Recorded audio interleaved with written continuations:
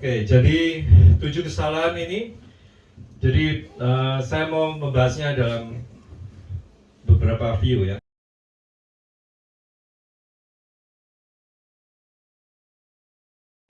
Kita melihatnya dari segi lokasi, geografis. Jadi ada tempat yang benar-benar bukti, ada proof arkeologi dan catatan histori bahwa tempat itu adalah memang tempat biblical.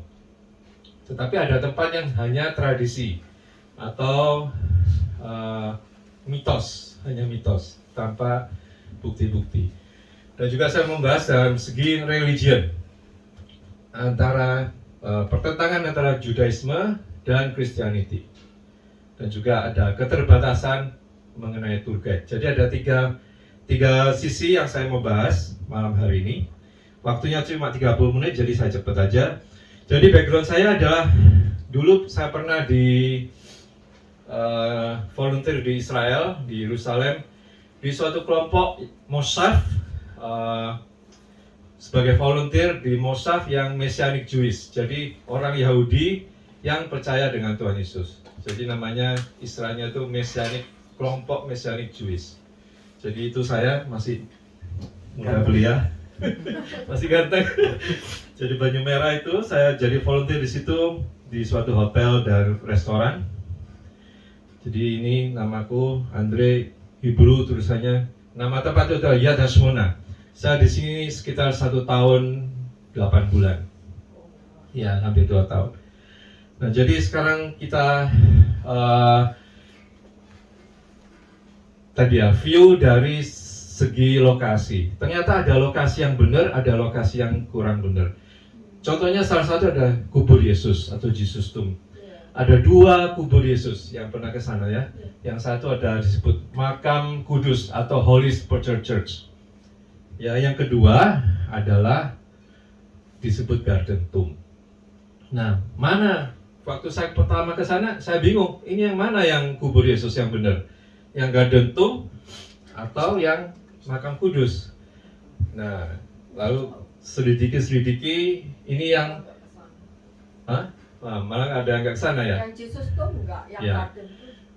Betul. Jadi gini, pertama kalau kita kesana, suatu grup itu ditanya sama tour guide-nya, kamu nih grup Katolik atau grup Kristen? Kristennya Kristen Protestan atau Kristen Karismatik, Protestan, Pentakosta.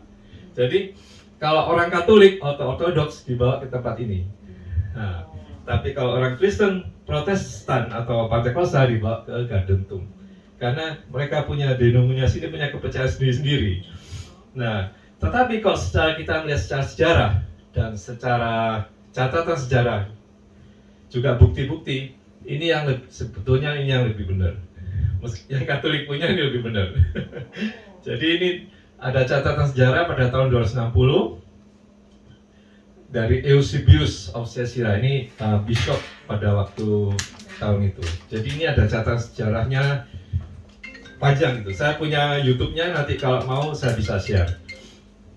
Nah, yang Garden Tomb ini sebetulnya barusan ditemukan pada tahun 1867 oleh seorang tentara ya, militer British, namanya Charles Gordon. Ya.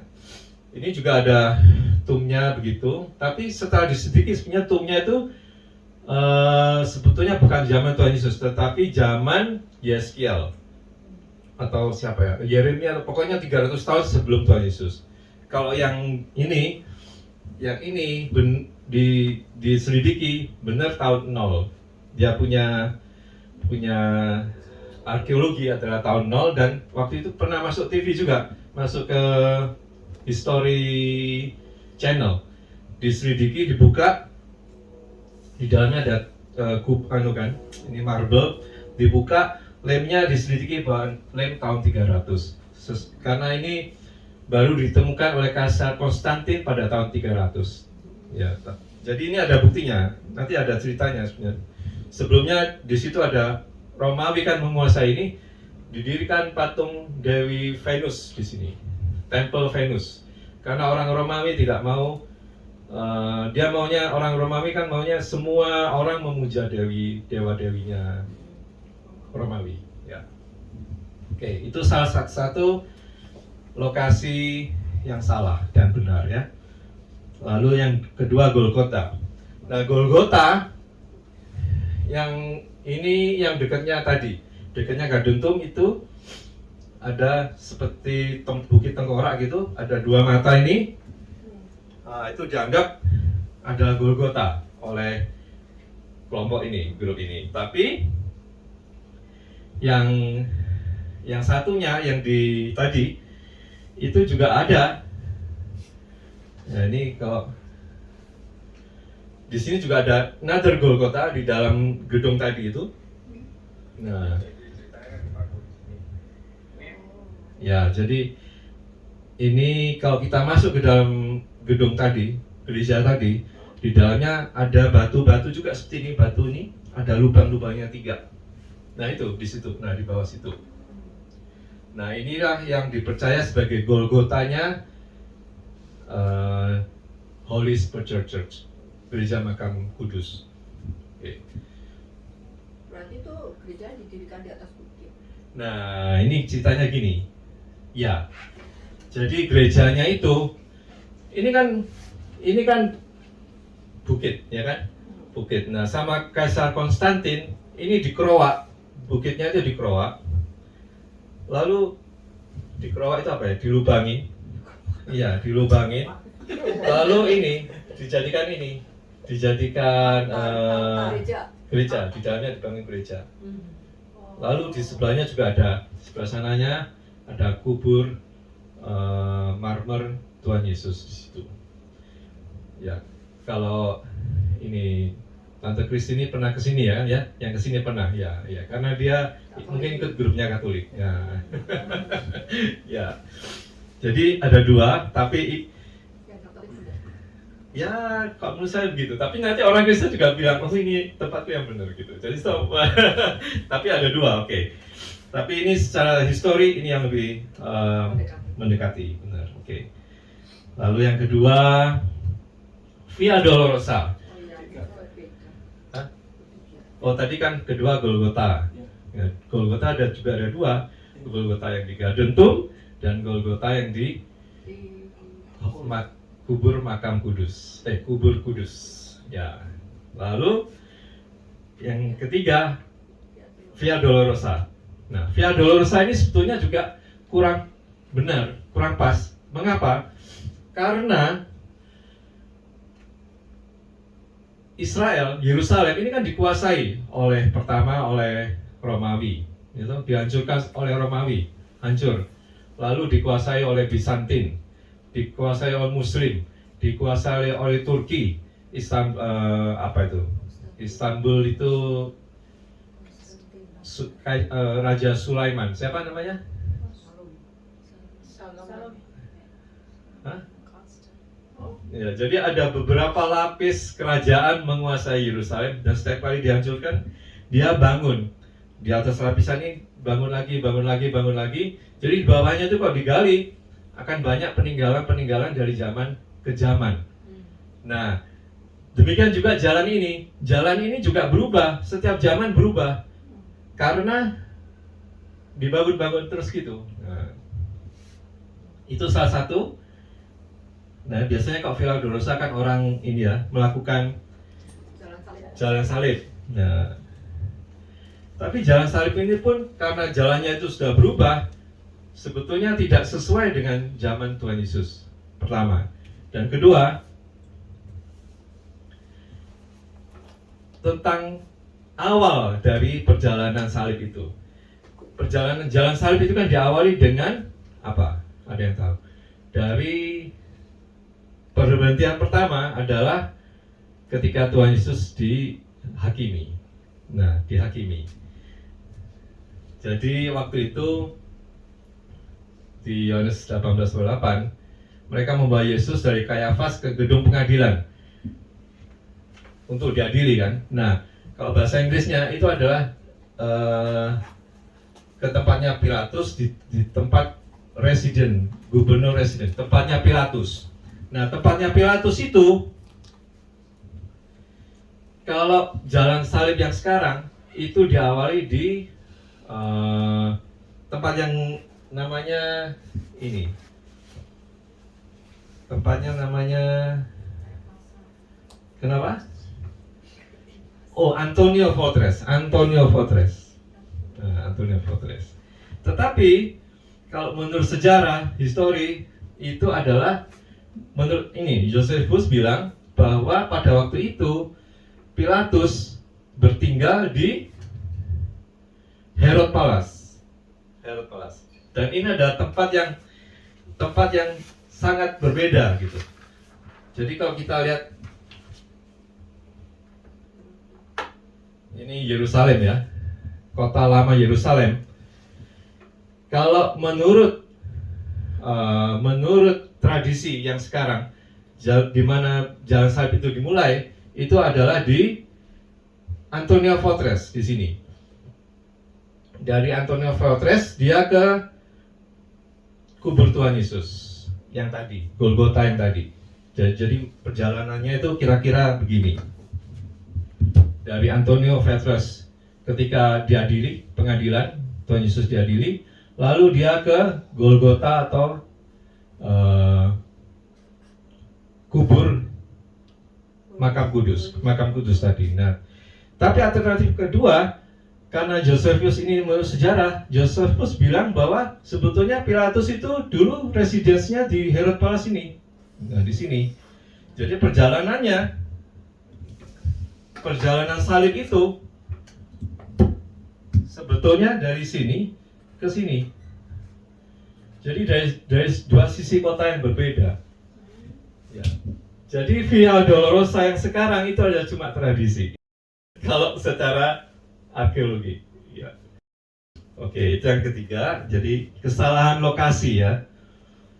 Lalu yang keempat tentang ini kontroversial, yaitu tentang di manakah Sinai yang benar. Gunung Sinai itu yang benar di mana? Nah, ini saya juga pernah ke sini. Jadi tradisi itu bilang bahwa Sinai itu di situ, di Mesir, di Sinai Peninsula of Mesir. Ini sebetulnya barusan ditemukan pada tahun 548 oleh Bizantin.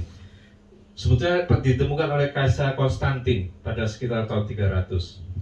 Tapi ini monastrinya itu para Katolik punya,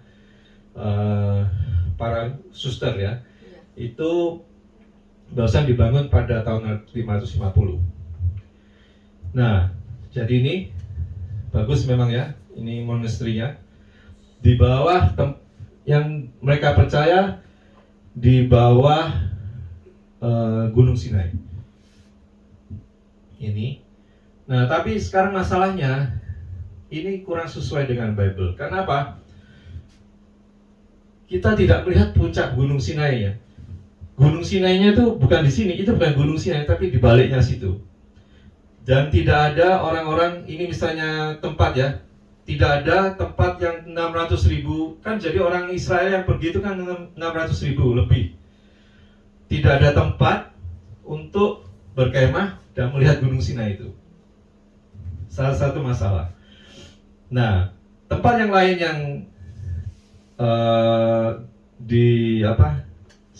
alternatif lain sebagai Gunung Sinai adalah di Jabal Allah di Saudi Arabia.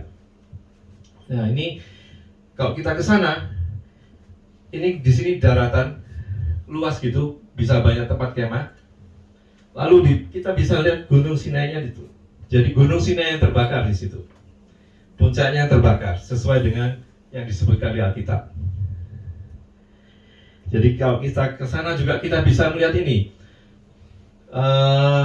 Patung lembu emas. Jadi lembu emasnya ini altarnya, lalu lembu emasnya di sini. Mengapa? Karena di situ juga kita bisa melihat ukiran lembu emasnya di situ. Lembu emas. Juga kita bisa di dekat situ juga ada di mana Musa memukul batu, tempat ini yang mengeluarkan air. Di sini nanti kalau kita ke sana, di sini ada bekas-bekas aliran air. Nah, dan juga kalau ini ceritanya begini. ini masalahnya begini. Sinai yang tradisi itu di sini. Jadi orang Israel, orang Yahudi berangkat dari sini. Mereka yang tradisi ya, mereka ke sini lalu menyeberang di Suez Canal. Ini Suez Canal. Lalu ke Gunung Sinai. Lalu mereka masuk ke Jordan, ke Tanah Perjanjian, dan ke Yerusalem. Ini tradisi. Tetapi kalau menurut yang kedua, yang menurut bukti arkeologi, yang menemukan bukti arkeologi itu bukan saya, tapi itu Bob Kornuke dan ini yang terkenal yang biasa di YouTube Ron Wyatt. Ya. Jadi yang kedua, alternatif kedua adalah dari ini Mesir dekat Kairo sini, mereka ke sini lalu nyebrangnya di Akaba. Ini Akaba, Selat Akaba. Mereka nyebrang di sini, lalu Sinainya di sini. Nah, Sinainya ini yang ini. Tadi di sini. Nah, ini masalahnya sekarang ini kan jadi dari sini lalu mereka naik ke sini ya, lalu masuk ke Yerusalem.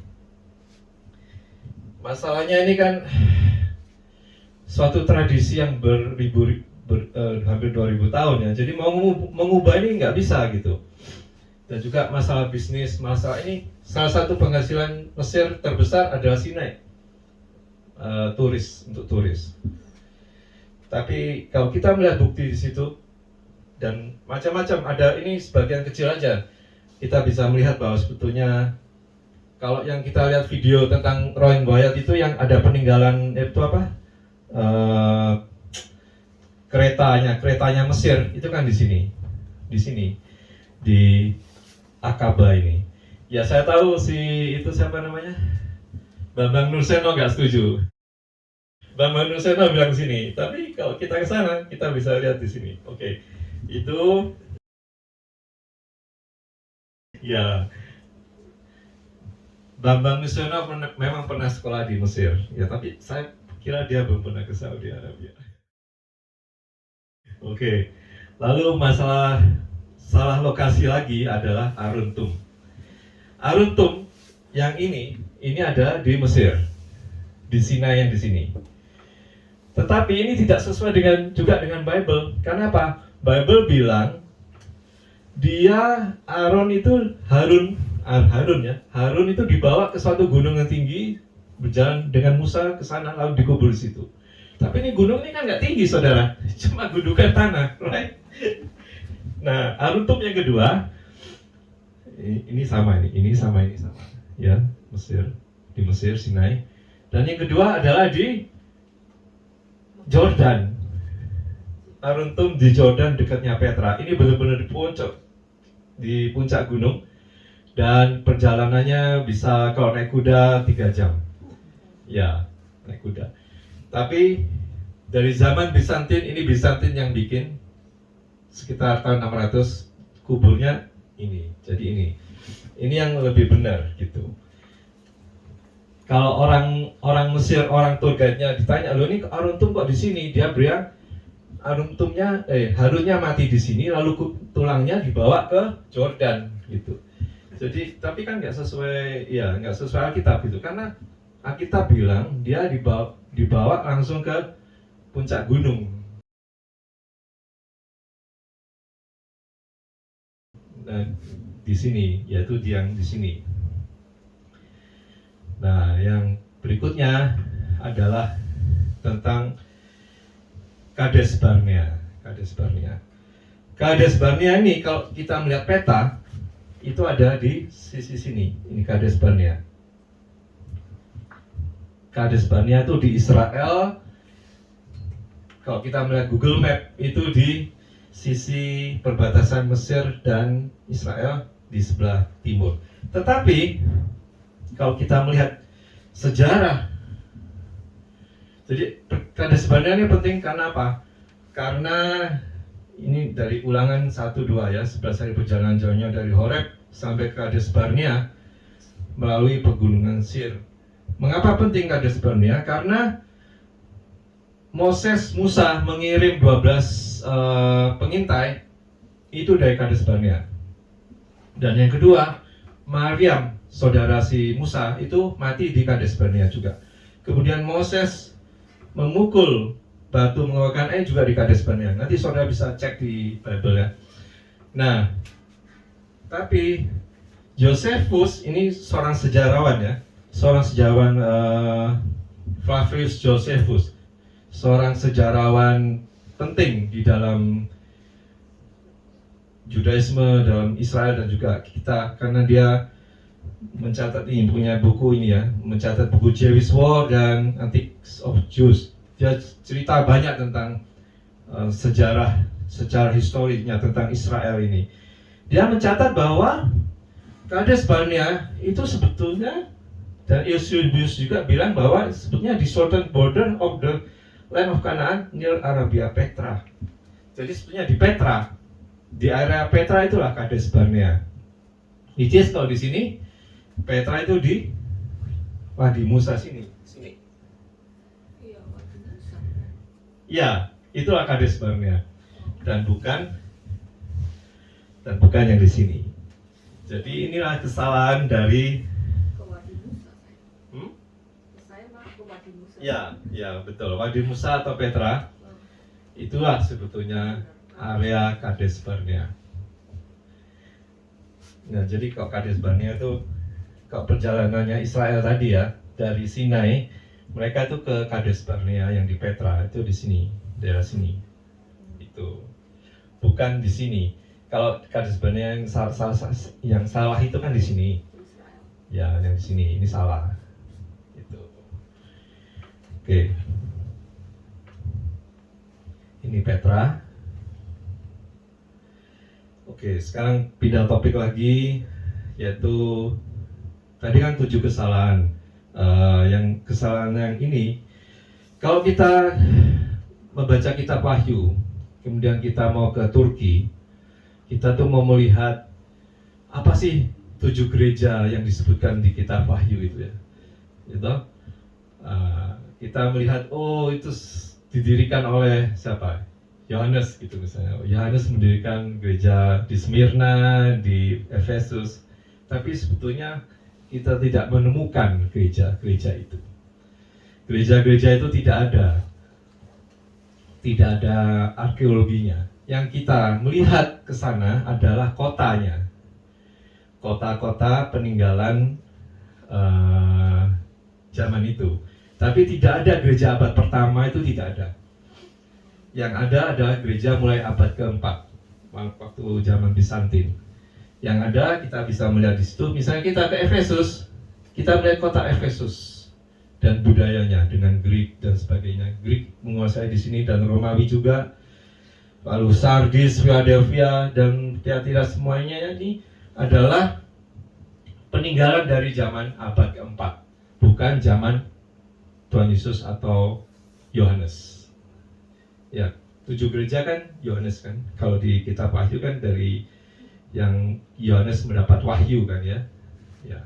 Jadi itu yang perlu kita ketahui. Nah, ini Pergamus ya. Pergamus juga bukan gereja. Ini bukan gereja. Ini peninggalan dari kota Pergamus. Memang kita bisa melihat tentang altar iblis di situ.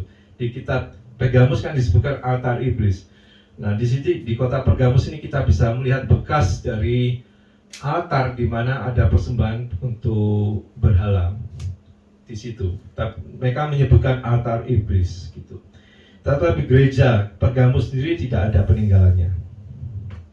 Ini Efesus. Nah, jadi summary-nya saya share tadi tentang kesalahan lokasi. Ada beberapa alternatif lokasi yang kita mesti aware gitu ya. Dan juga tentang gereja Turki. Bagaimana, lalu ini salah satu yang mau sharing juga tentang pengalaman ketika kita ke Yerusalem, ke Israel. Kita sering orang gereja di Amerika ini sering menganggap bahwa Israel itu Kristen. Ya, apa maksudnya Israel itu dan kita ini sama gitu. Tapi sebetulnya tidak. Karena orang Israel, orang Yahudi yang percaya dengan Tuhan Yesus itu hanya 1%, yaitu disebut kelompok Messianic Jewish.